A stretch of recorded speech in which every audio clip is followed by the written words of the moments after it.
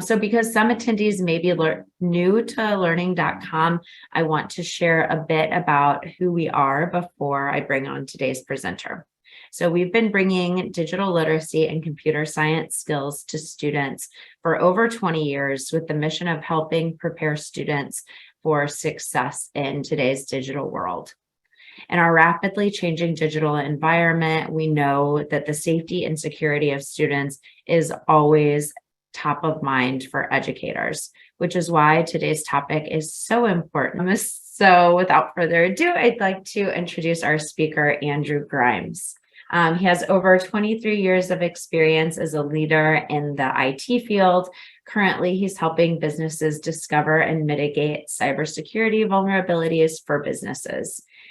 He teaches college-level technology courses and has a growing YouTube channel. His past experience includes managing technology departments for schools, universities, and businesses. He holds a master's in computer resource and information management and has over 20 industry standard certifications.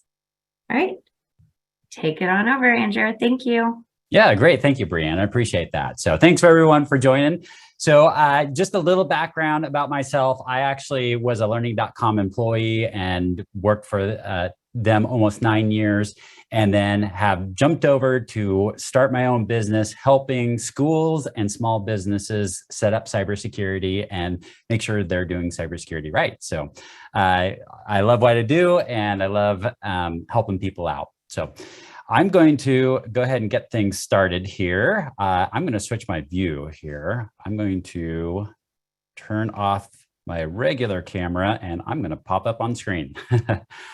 Just a few cybersecurity stats. Well, actually, I'm going to tell you a little bit of story. A few years ago, about 10 years ago, I worked at a university, and there was a Tuesday morning and we started getting reports. I was in charge of the infrastructure team, and we started getting reports that our email wasn't functioning correctly.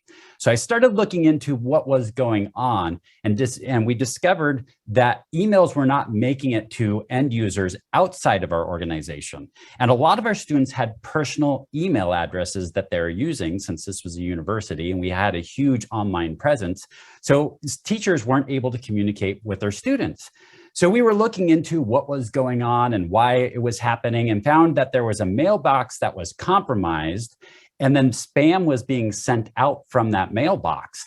After doing a little more research, I went and found the instructor that their mailbox was compromised, and found out that they had done poor managing of their passwords and were using the same username and password for multiple accounts.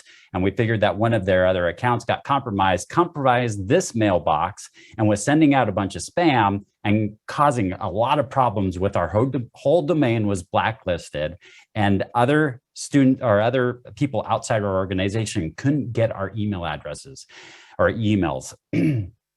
This took a couple days to actually resolve. So it was really problematic. And during that time, I caused a lot of problems with sending out email, all because of just this one person who had bad practices with their usernames and passwords. So really what you do affects all people in the organization, which is so important, why it's so important to have good cybersecurity practices in place and to train your people. And so that's why this topic is so important. So a few statistics, not to call out a school here, but it's been big in the news. The Los Angeles Unified School District had a big security breach where 500 gigabytes of data made it out there and was exposed to the rest of the world with social security numbers on it, with passport information on it, with a bunch of other information on it that other people, now you can go and grab that information. It's out there. Now there's no retracting it at this point in time. So this is the second largest school district in the United States. So it's very impactful when these type of things happen. One of the statistics is we've seen a 300% increase in cybersecurity threats since COVID. It's gotten crazy out there. The level of how many threats are out there and the number of regulations that are being put in place to combat this has really skyrocketed over the last few years. So it really is becoming a hot topic. I always thought security was a hot topic, but it has just exponentially grown the last few years.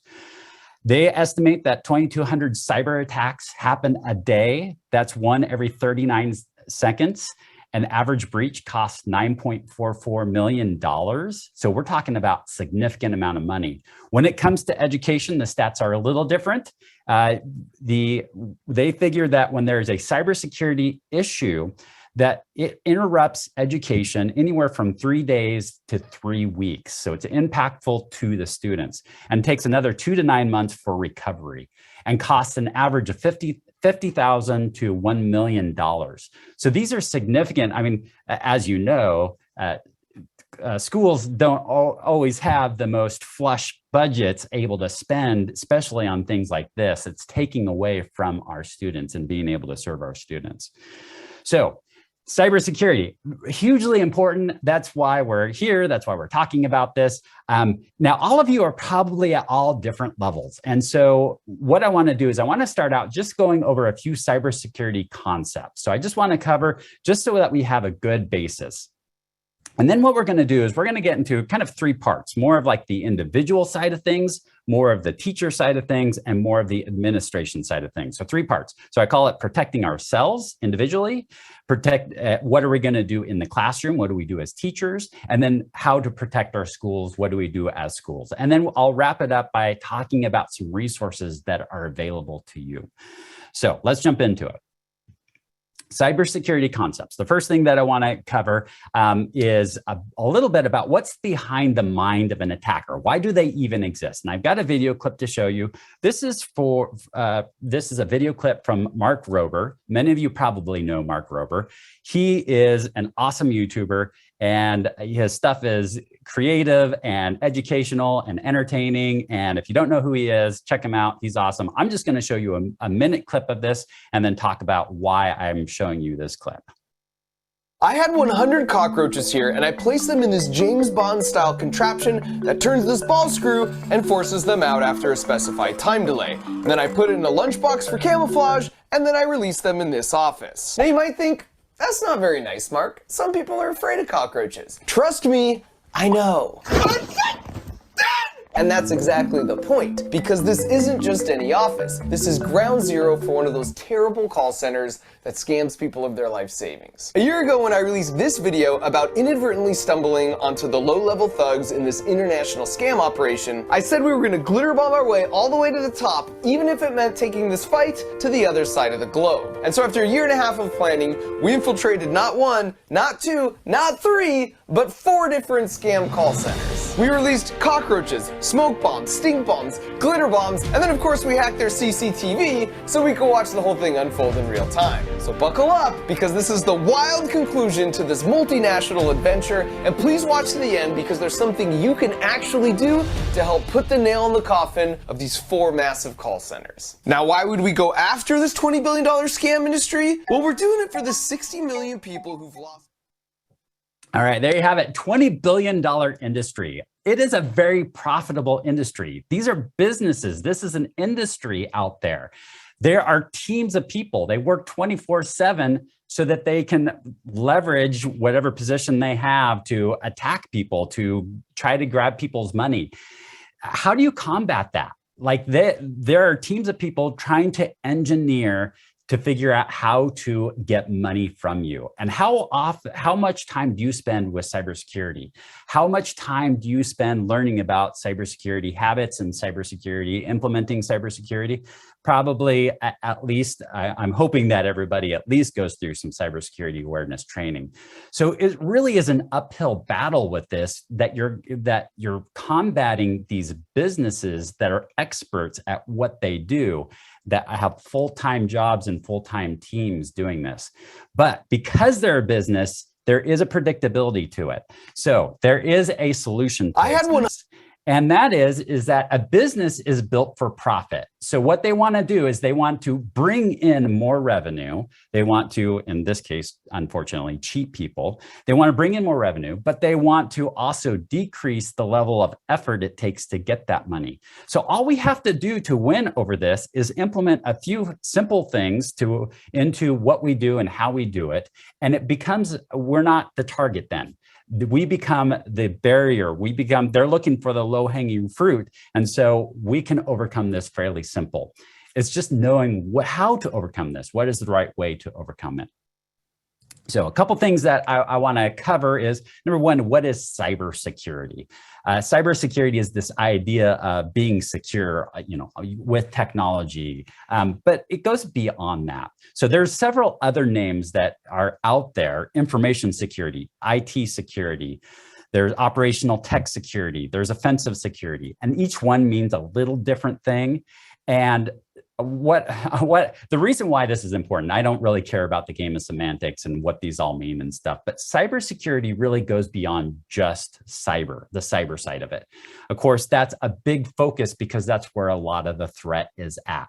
But really, when we talk about security, we're thinking much bigger than that as well. That's even including, like, if you have a sheet full of social security numbers and you throw it in the trash can, that's a problem. It needs to be shredded, right? So it goes beyond just that term cyber in there, but we will focus largely on the cyber aspect of it. So what is the goals of a cybersecurity? Well, first of all, to risk mitigation, to help us lower the risk, to meet regulatory compliance. And the regulatory compliance is out there because of that risk. It helps us lower that risk and ultimately it's to protect our students, our employees, our customers. It's to protect people is really what it boils down to. So why is security important? Well, as we already mentioned, it can be very costly, but also the effect that it has on the classroom is big. One of the stats from schoolsafety.gov says 2 million students were affected by ransomware. And then just when it is affected, this one instance of 500,000 students and staff personal records got leaked. I think it was somewhere in Detroit. And there's other stats that are similar instances that have happened. But ultimately, that is damage that extends far beyond just, just the here and now. So this is the way I like to look at it.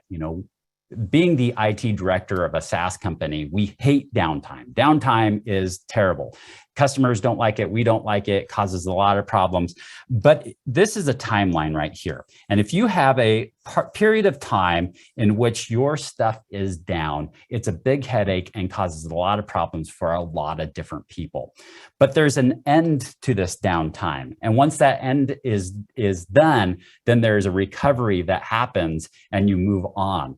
But with cybersecurity, even if the window is much smaller, if it's a breach and data has leaked out, that data is out there and it is out there for eternity. You never fully know if you can really have fully recovered and brought that information back, or if there's still lingering stuff that's out there.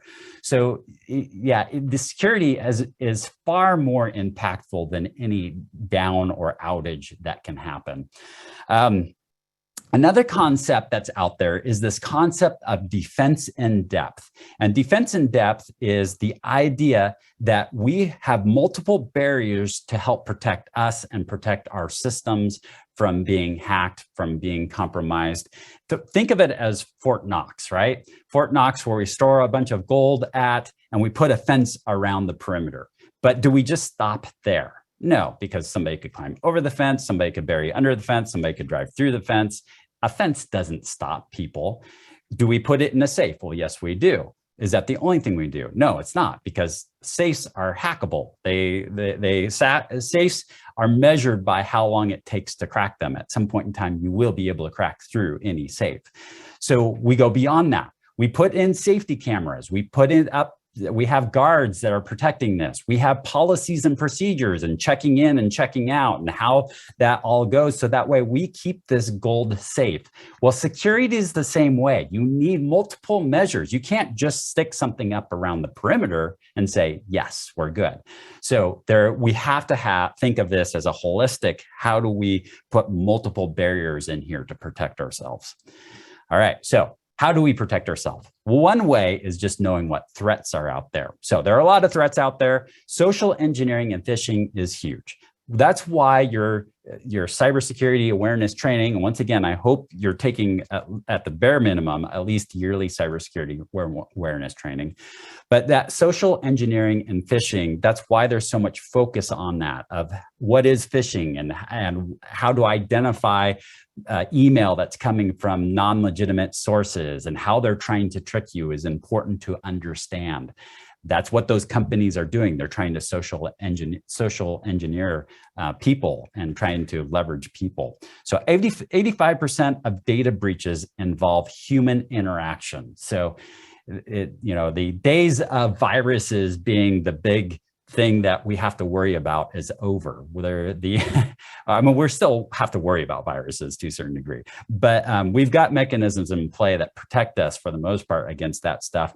But it's leveraging humans now that is what these hackers are focused on. 75% of targeted cyber attacks start with an email. That's a staggering amount there. Another problem that we still have is, like I say, we have malware and ransomware that's still out there, that's very prevalent, that's very profitable for these people. We have distributed denial of service attacks. We have this technology we're still using today that really was created 30 years ago. And there are weaknesses in the technology that we have, that we utilize. And the distributed denial of service attacks leverages some of those weaknesses to bring systems down. And we still battle that here to this day. Video conferencing disruptions is one that schools really get hit hard with as well. And we saw that big with COVID-19 and the pandemic. So configuration mistakes is also a high one that we see a lot of, where people misconfigure things. There's poor data management. I still encounter a lot of people that feel like they're safe by emailing secure stuff through email. That email is not a secure method to transfer data. A lot of data is not encrypted as it's going across those lines, so anybody can read that data. Where it's stored on the servers and the laptops and the desktops and stuff hopefully are secure, but I wouldn't count on that. So poor data management. Don't send secure data across email lines, and there's a lot of other tips along that lines as well. Cloud vulnerabilities that are out there, device vulnerabilities, inadequate post-attack procedures, and we're going to get a little more into this, but essentially, what do you have in plan? What do you have all scheduled out, or plan if there is an attack, if there is an incident? How are you going to respond to that? And there are things to put into place before an attack that if you wait until after an attack, it's too late. You've already lost the information, or you're already past that point. So it's important for not only a quick recovery, but sometimes for just any recovery. All right, so there's some of the threats. How do you combat this? Well, one of the big things is just get educated, just understand what is out there, being able to identify email scams, understand password management, implementing things like multi-factor authentication, policies and guidelines. Policies and guidelines are out there. They're created to save you, to help you out, to help out your company. And one way I look at it is, if you're a teacher in a classroom and you're not following the policies and guidelines, how is that risk, putting your students at risk? But another thing is, think about, do you want the admin in the office who has access to social security numbers to be doing the same unsafe practices? So making sure you understand what those policies and guidelines are, and not just accept whatever they are, but actually implement what you learn, what those policies and guidelines are going to be important. Be cautious and alert. So if something is too good to be true, if it sounds too good to be true, then maybe it is. So do some research on that stuff, and then protect your computer. And it goes beyond antivirus nowadays, and we're going to talk a little bit about EDRs and in a little bit here. But make sure you protect yourself. I'm not going to get big into password management because hopefully you're taking that cybersecurity awareness training. But my big thing is that length is everything when it comes to passwords. And, the recommendation nowadays is 12 characters, but I would even go more than that. I mean, what's a few more characters? At that point in time, just come up with a passphrase, and that's going to mitigate a lot of issues. MFA is a huge one. And then having different passwords per every single account. So I do have another video clip that I want to show you. I'm going to actually, before I show you the video clip, I just wanted to, I pulled up an old email address that I had earlier and went to this Have I Been Pwned site right here. And you type it in and it shows you all of the different sites that has lost information according to your email address. So for instance, Adobe in 2013 lost email addresses, password hints, passwords, and usernames. So my email for Adobe was compromised, and that information is out there. You can go out there and download it right now. You could do a search to download all of these usernames and passwords. It's all in one file. You just download it. And then if you're attacking a specific person, you look up their username and password. And so hackers have this information on me. Do I have the same email and password for this Adobe account as my bank account, or is it a variation? If they know what my Adobe account is and my coin tracker and all these other sites, if they know what these passwords are for all these different sites and they see patterns, they can easily take that and reverse engineer that to figure out what your bank account password is. So making sure you understand that you need different passwords for each of your sites. All right, so I'm going to drag that off. So now I'm going to show you a video. This video is from the movie Home. Many of you have probably seen it. It's a really cute movie. Love it. My kids love it. And what they're doing is they need to stop an email from being sent, so they need his password. There's a ton of people trying to guess what his password is. He's an alien, and now he is finally got into the system and he needs to type in his password. So I'm going to go ahead and play this. Hurry! Yeah, by the way, is your skull flexible? What? Never mind. It will be probably okay. Hold still.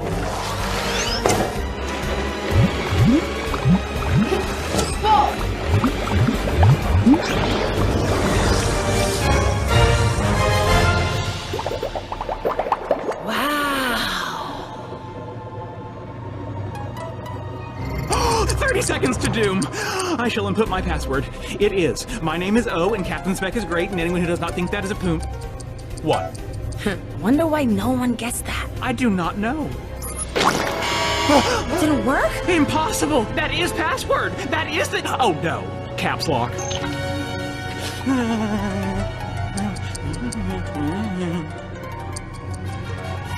on, come on, come on, come on!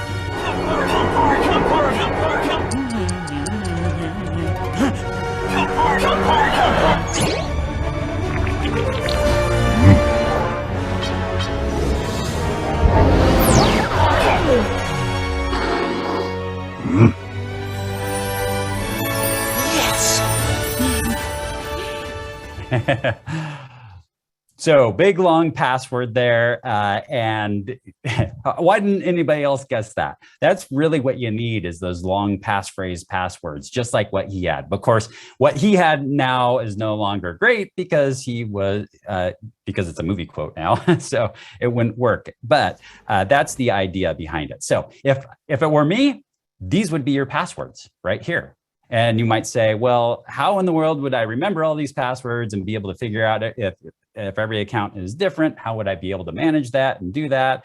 And the best answer is, well, you can't. That's why a password manager, in my opinion, is the only way to go. You should have a password manager. You should keep everything in there, keep it locked down. I use KeePass because it's on my stuff and it's not out there in the world. I wouldn't use LastPass because LastPass has been broken too many times. So use a password manager to keep it. Use multi-factor authentication. It brings that hacking of accounts from possible to almost unlikely. If you have your phone or another device, somebody would have to have access to that, or once again, do some social engineering to get one of the pins from you to be able to access your accounts then. So so password management is a huge one. So what do we do? I see that there's a couple chats that are addressing, what do we do from a student standpoint, and how do we teach our students from that perspective? And I've got actually a question here. So I'm going to post in our chat a link, and go ahead and click that link and start filling this out. It's do your students take cybersecurity seriously? And there's 4 answers there. Yes, almost all of my students. Many of my students do, a few of my students do, or no, it's been difficult for them to see the value. And go ahead and answer that. Looks like things are coming in. I'm going to proceed with the presentation, and then we'll just take a look at those results. Okay, so the answer is how do we teach our students? Well, to a certain degree, it's the same process that we go through ourselves, right? Get educated, implement what you learn, be cautious and alert, protect your computer. So those are the things that we want. But how do we do that? First of all, the lessons, what we teach them is important. Getting them to practice what they do is going to be important. And you can't just, teach them. They actually have to practice and identify. Enforcing it is huge. So one of the things that good cybersecurity programs do is not only do cybersecurity awareness training, but they do phishing campaigns, and they'll send out phishing campaigns and see who clicks the links, who fills out information, who opens attachments. And what you'll see is if you measure before you do awareness training and after awareness training, there is improvement. But the real improvement comes as you continuously test them and see who is continuously clicking those links, and you find repeat offenders in there. So without that enforcement part, then you're going to run into issues. So some way of incorporating that practice and enforcement into the classroom is going to be important. Lead by example. And if you're teaching your students to lock your machine when you walk away from it, well, we probably should be doing the same thing, right? Choose secure vendors that have the same, you can implement the same practices with those vendors. So choose those. So we've got a few people that have put in their responses, and a few of my students do, seems to be the #1 here. Not surprisingly, that is what I would see. Even my kids, when I look at my kids and their cybersecurity practices, I would say it's less than desirable. So how do we do that? And I think this is going to be the challenge, and it's a challenge in many different ways, especially now. It's interesting because since COVID, I've heard more and more parents complain that, and teachers complain that students aren't taking school as seriously. Like, what's the point? Why should I care? And cybersecurity, no different, right? Like, why should I care? Why is this important? And the thing is that if their accounts are compromised, some of them, not a big deal. If it's a gaming account, maybe it's not that big of a deal. But this could have long-lasting implications with all of this. So when they have an issue, then let's say something was compromised, then it can last a lifetime. So somehow getting them, impress upon them the importance of this stuff and how to take this stuff seriously is going to be important in the classroom. Do I have all the answers for that? That's the question. No, I don't have all the answers for this. I think it's case by case in some ways. And, it's the trick of the trade, really, right? Us as teachers, that's what we need to do, is how do we motivate our students? It's a part of what we need to do on a daily basis. All right. Let's see, protecting our schools. So how are we going to protect our schools? This is more from kind of a global level, like how do we take cybersecurity from more of a global level? And I've been working on this infographic here, this kind of idea, this structure here for a while, and it's from operational success standpoint, but it really applies to cybersecurity as well. And really, it starts out with leadership. If you don't have the backing of leadership, if they don't see the value in it, then it's really hard to implement anything system-wide. They have to see the value and be able to commit to putting some resources towards it. If that doesn't happen, then you still can have elements of security within your organization. It just won't flow throughout the organization. So an example of that would be there are times when I would put a policy out there and I get pushback, even maybe from the upper management or execs, about how this policy is working or how it's structured or what it's asking users to do. And the reply back would always be from me would be, okay, well, then let's get rid of it. Let's not have this policy, because having a policy that's not enforced and that no one wants is not going to be beneficial to us. It's just going to get people dismissive of the rest of our policies. I don't want that. But realize that if we're going to do that, here are the risks. This is what we're accepting. And there is this give and take when it comes to security and balance of what risks are you willing to take on versus what risks are you saying, no, that we're going to avoid that. And you have to make a business decision or a system-wide decision on that. And so that's where leadership is going to be important. The next ring up is the expertise then. Do the people that are actually fulfilling the work, right? That are actually carrying out the work. You know, in the case of schools, it's the teachers that are actually doing the work. It's the administrators that are sitting in the office. The expertise, are they on board with this? Because if people are not on board, then you can't have a system-wide cybersecurity program. It's not going to work. The next step up is the operations. Do you have the processes and policies and procedures in place to help enforce all of this? If not, then you need to develop those. You can have everybody say, yeah, I'm on board, but what are they on board with? Can you consistently do security? So that's going to be important. And then the last rung here is the tech. The tech is important, but it's not nearly important as the rest of the stuff. If you have perfect tech, then you're going to, you know, as we saw with social engineering, 85% of the stuff comes from social engineering and 75% from email. I mean, so we can put the tech stuff in place, but we have to have the rest of the stuff backing that up as well. All right. So where to start? What do we do? How do we implement security? Well, first of all, firewalls. I mean, that's just a given. Hopefully everybody has firewalls. You know, that's just everybody does at this point. And hopefully, you know, our machines come with firewalls as well. But the key is it enforced? Or can users step around it and turn those firewalls off? So that can be a problem. Perform tests and backups. I mean, this is basic stuff. This is known stuff for a long time. Multi-factor authentication 10 years ago was a thing, but it wasn't it was something that was difficult to implement. Now it's a mandatory implement. You should have MFA on your accounts. Forced patching. So we do patching. Your machines automatically update and get the patches and stuff. But can somebody sit there and say, not now, not now, not now, not now, for a month, and then not get those updates on the machines, or never have restarted their machine so the updates never apply? So forced patching, something that forces users to actually do that, is going to be important. Security awareness training, we've talked about that a few times. Fix known security problems. We all know that we have some skeletons in our back closet that we need to address, right? So fix known security problems and halt bad habits. We all know certain things that we could do to improve and do a little differently. Develop a response plan. Making sure that you're able to respond to that. Endpoint detection and response. So viruses are still a thing, but our computers are so much better at handling those.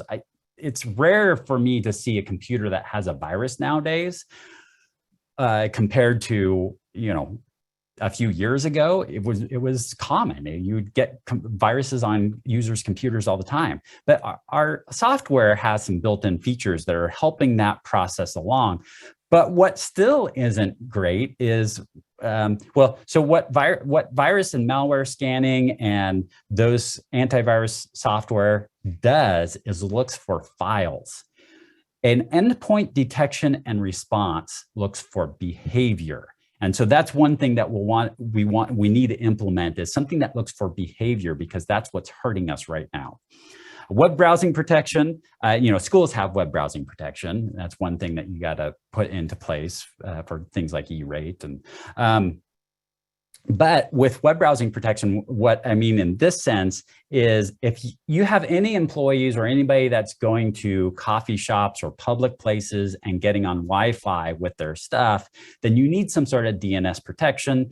DNS is still susceptible to man in the middle, so making sure those are protected is going to be important. Disk encryption is standard nowadays on the more recent operating systems. So making sure you have a more recent operating system is important, but also managing disk encryption is going to be important. Are you grabbing those keys on those hard disks and pulling it back into the server, or are those keys sitting on the same disk that is the encrypted disk? So disk encryption is important. Don't use end-of-life software or hardware, and choose secure vendors. 55% of all data breaches in K through 12 were from the vendors. So choose your vendors wisely. All right, so then there's also this concept of a security program. A security program is the systems, processes, and resources used to safeguard an organization, its people, and their assets. Okay, so a security program. The best way that I can reference this or explain this is, what if I went into a school and say, all right, I'm going to do away with all the math department, the teachers, the curriculum, we're going to do away with the math department. And what I'm going to do is I'm going to put all of that onto all the other individual teachers to teach math. And so that's how we're going to do math from here on out. Now, what would you end up with? I have no doubt that there's going to be some English and social study teachers and gym teachers that can teach math well and can get their students, the ones that they have, up to speed. But it's going to be really inconsistent, isn't it? You're not going to have the same education being brought to all of your students. You're going to have not all the same curriculum, and you're not going to advance as fast because there's not this focus on it. That's a security program. In your business, if you don't have devoted resources to pointing towards security and figuring security out, you really don't have all that great of security. It's really spotty and relies on a bunch of individuals and their knowledge of what security means to them. So implementing a security program is huge, is powerful, and goes a long ways. When you implement a security program, one of the first things you do is you choose a framework. And there's lots of frameworks that are out there. And Learning.com has chosen a framework that's hefty, that's big, there's a lot to manage it, but it does a really great job. But you don't necessarily need to go all out like that. You could start out with just the cybersecurity framework. In fact, I recommend starting out with the cybersecurity framework, and you can build off of that in the future. But the NIST cybersecurity framework is the generally accepted first step in security programs and one of the best frameworks there is out there.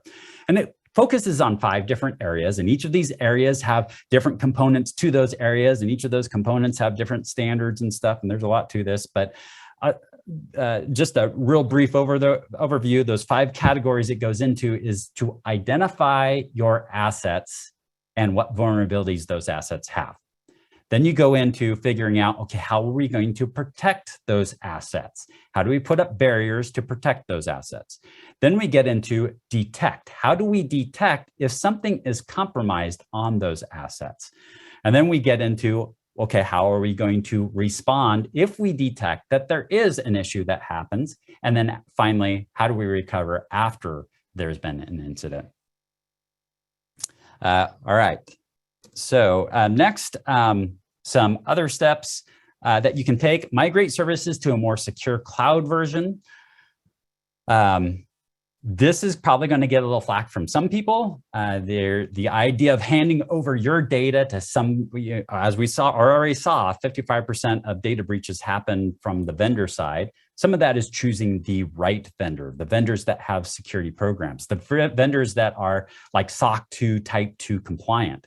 And so that's what Learning.com is we have an independent auditor that comes in and verifies that we have all the right policies for the size of business we are, for the customers that we service, and that we're actually following those policies, that we're doing what we say we're going to do. Does all of your vendors have that? So one thing about cloud services, and I'll give you just a brief little example and a story about this, is when I stepped into one of the departments I managed, they had a lot of outdated technology, and one of these services was being ran internally instead of up in the cloud, even though there was cloud offerings. And I said, why are we running that internally? And they said, well, there's security risks up in the cloud, which there is some truth to that. You take on some risk by putting up in these shared, you're handing over your data to someone else. And so there's legitimate concerns about that. But I'm like, our team has limited resources. We can't manage all the stuff that we have right now. We are not the expert in that software right there. But if we were to move that up into the cloud, not only would we be on the current version, because we're 2 versions behind and everybody's complaining about the feature set on the versions and it's going to be end of life soon. Not only do we do away with all of that, but we put it in the hands of professionals who have cybersecurity teams designed to keep that stuff secure. And it is their business model to keep that stuff secure. So moving things to the cloud, I'm a big proponent for that. And by the way, I didn't add this one just willy-nilly. This is one of the documents from one of the government sites that I found specifically called this one out. Enlist the help and join groups. When I was going into different schools and doing network administration, I worked for Educational Service District 112 in Vancouver, Washington, and I would go out to all these schools and help them out with their networks and stuff. And we're part of a district network administration group where we get together and start talking about the different concerns at the time and cybersecurity and a whole bunch of different stuff. So you can't go about this stuff alone. There's a lot to this stuff. So making sure you get help and joining the right groups to help you out. Get assessed. When you assess yourself, which is important to do and assess to see where you're at, you get these blinders on. You're looking at the stuff that you set up. It's really good to get independent assessors in there, which is one reason why that Learning.com does SOC 2 Type 2 compliance is they have independent assessors come in and evaluate you. So get assessed by an independent evaluator, somebody who doesn't have any skin in the game. And then raise expectations for your vendors. Look at your vendors and raise expectations for what you're getting from those services. All right, so resources is difficult, right? Because we're always limited on budget. Every single IT department that I've been a part of has to a certain degree, it's a cost, it's a sunk cost. And it's kind of it's a lot of this stuff is an insurance policy, right? And people don't really want to overspend on insurance policies. And so it's hard to get resources for some of this stuff sometimes. But as we're seeing, with a skyrocketing threat, if you're not investing into it now, not only is it going to burn you now, but you're going to run into problems down the road as well. So we got to devote some resources to it. Thankfully, there's a lot of great resources that are out there. One is leverage state and federal programs. There are a lot of state and federal programs that obviously can't get into them all right now, and especially since we've got people from all over the country here on this call, but there are resources that are out there for this. CISA is the Cybersecurity and Infrastructure Security Agency. So the government has thrown a bunch of resources at this. The government wants to keep you safe, and so they are devoting resources towards this, and there's a lot of free resources out there. CISA helps small businesses, help schools out with this type of stuff. So in fact, this link right here that I've got in here links to a site with a list full of different free tools that you can use to help you out with your security. Another thing that they do is this CISA cyber hygiene vulnerability scanning. Vulnerability scanning is expensive. If you ever looked at the software that does this, it's expensive. If you ever try to find somebody that will help you do this stuff, it's expensive. But CISA will do it for free. All you do is email this email that I have up here, and you'll start a communication with them and you set up scanning of your network, and it's a great first start. It only scans the external part of your network, so it's a little more basic of one, but it's a great start for that. All right, schoolsafety.gov has a lot of resources as well. It's great. The picture that I've got here is a picture of one of the reports that they have, and they outline it all. So I got a lot of the components of my presentation in this out of this document here, and it's great. Steps you through the process of implementing all of this. You can do a cybersecurity rubric for education. This is all built around that cybersecurity framework, the NIST cybersecurity framework that I mentioned before. There's a self-assessment out there. All you have to do is download the Excel document and run through it, and it will help you assess kind of where you're at. And they have what's called the maturity level. So what maturity level are you at, and in comparison to others? So that's very helpful. All right.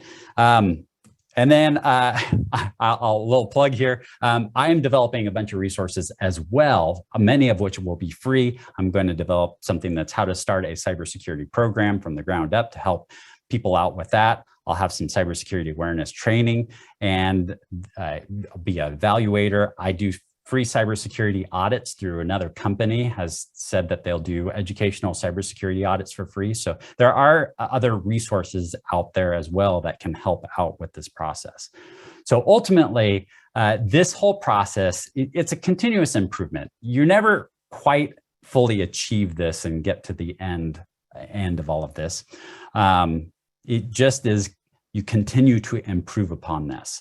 And really all we need to do is get that barrier to a point where you aren't an attack vector, where people aren't trying to attack you. So it's not I'm done, I can finish, I can check this off and move on. You continuously improve this. The good news about this, though, is the effort that you put in up front to get this going and get this launch has huge rewards. So all of that investment up front, it pays off instantly with this stuff. So really there's a lot of great ways to get this ball rolling and to really get the ball rolling and really like progress us down the road here. So, all right, I do see that there are a few questions that have come in. So what I'm going to do is get into some Q&A here. I'm going to switch out my screens. Great. Thank you so much, Andrew. So our first question was from Beth, and she had asked advice on elementary K-4 password suggestions and getting those to be secure. Yes, a good question. So we've struggled here at Learning.com for a while now. We've talked a lot about passwords and what our recommendations are and how do we teach kids, and we've gone pretty in depth into that in those discussions. And I think it's like anything, right? We have to take into account where they're at in their learning cycle, and having those big long passwords is just unfeasible. So we find, how do we start out with slipping them the ideas and the importance of this stuff? And we start that as a baseline. And then as they work up through the ages, that's when we get more complex with our instructions. So much like we do with any other instruction. Andrew, I'll jump in and add to that too before we go to the next question, Brianna. One of the things that we do, to Andrew's point, is even starting as young as pre-kindergarten and kindergarten in our instructional lessons that we put out there for students, we truly are helping them start to understand and think about why passwords shouldn't be so simple.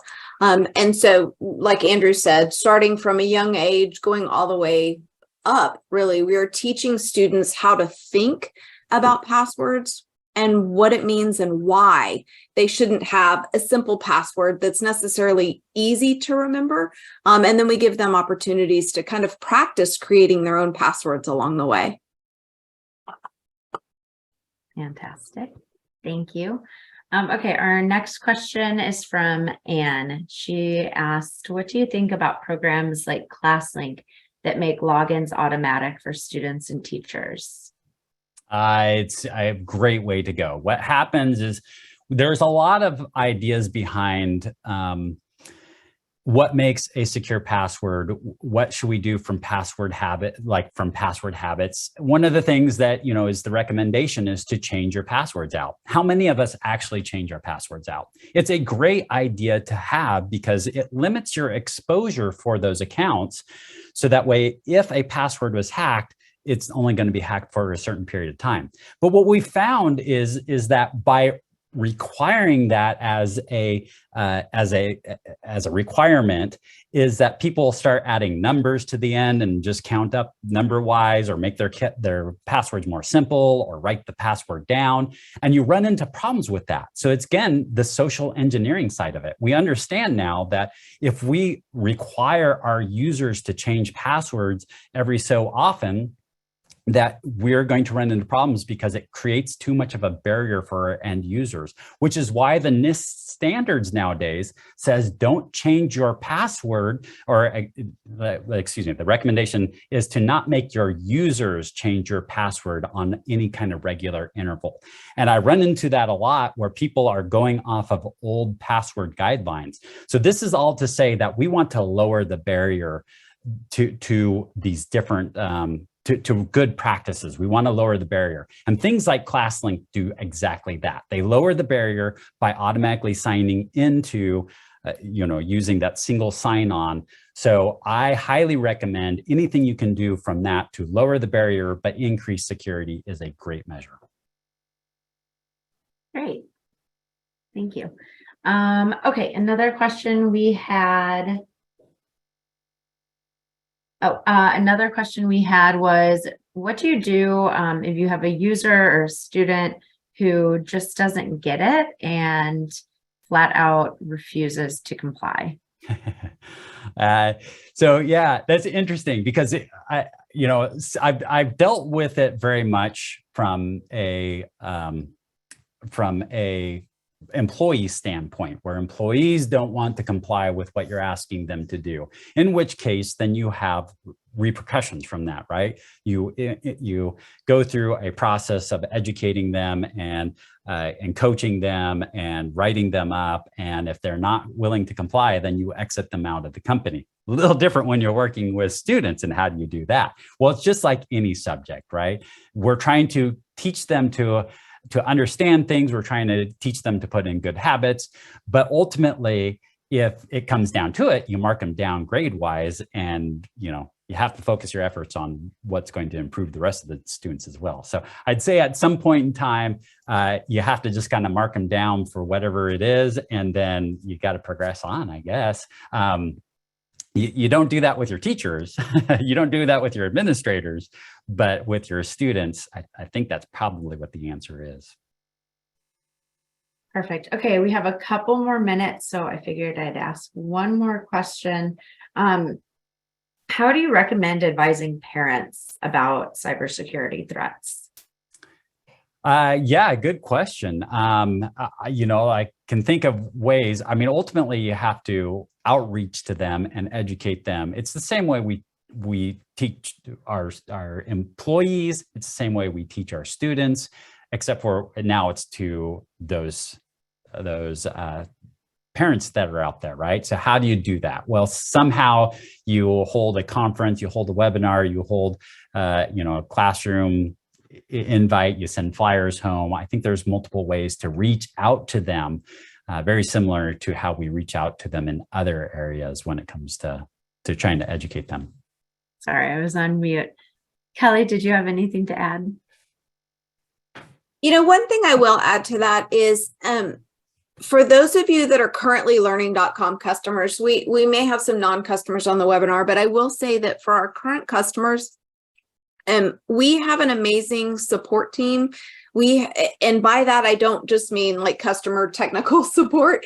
I mean, the sales folks and the implementation team. So if you're at a point within your district where you need to look at potentially updating your acceptable use policy, how do you go about doing that? What do you think needs to be included, right? So once you've gone through that, getting with your sales folks or the implementation team here at Learning.com to help you better understand how to disseminate information, that's always a great resource. I know with the marketing team, we are always trying to put out different types of resources to help inform, whether it's our blog posts or it's webinars like this. So trying to find ways to give you tips to help work with parents or communicate with parents, guardians, etc. That's always a great resource, is to reach out to us and say, hey, do you have any ideas on how we can share this information out?